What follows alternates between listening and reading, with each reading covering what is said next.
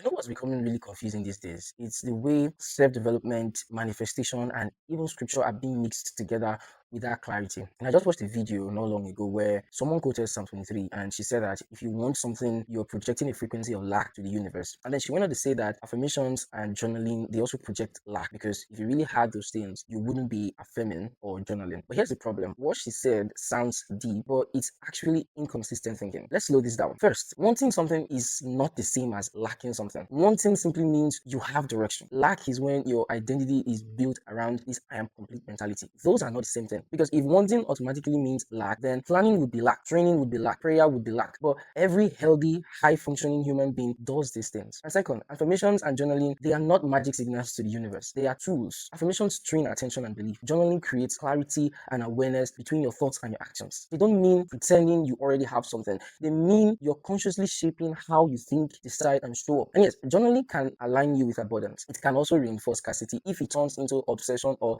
escapism. So the tool isn't the problem. How it's used is what makes the difference. Now let's talk about this Psalm 23 that this woman quoted. Psalm 23 is not about frequency. It's not about pretending you already have everything. It's about trust. When that verse said, I lack nothing or I shall not want, it doesn't mean I don't desire nothing. It simply means that my security is not rooted in fear, even while I'm walking through uncertainty. And in fact, that verse, I shall not want or I lack nothing, that's affirmation, that's posture, that's faith, that's grounded confidence, not a denial of desire. The real issue is this: a lot of content mixes psychology, spirituality, and scripture as if they all operate on the same rules. They don't. And when frameworks are mixed without care, confusion is guaranteed. So here's a cleaner way to think about it. Or when I was thinking about it, here's what came to my mind. Desire is direction. Lack is an identity. Affirmations are mental training. Then journaling is reflection and clarity. And scripture should be understood within its own worldview, not forced into trends. Because if a teaching removes clarity or it creates guilt around growth, because that's exactly what she was trying to do. When she said, according to what Psalm 23 says, I shall lack nothing, or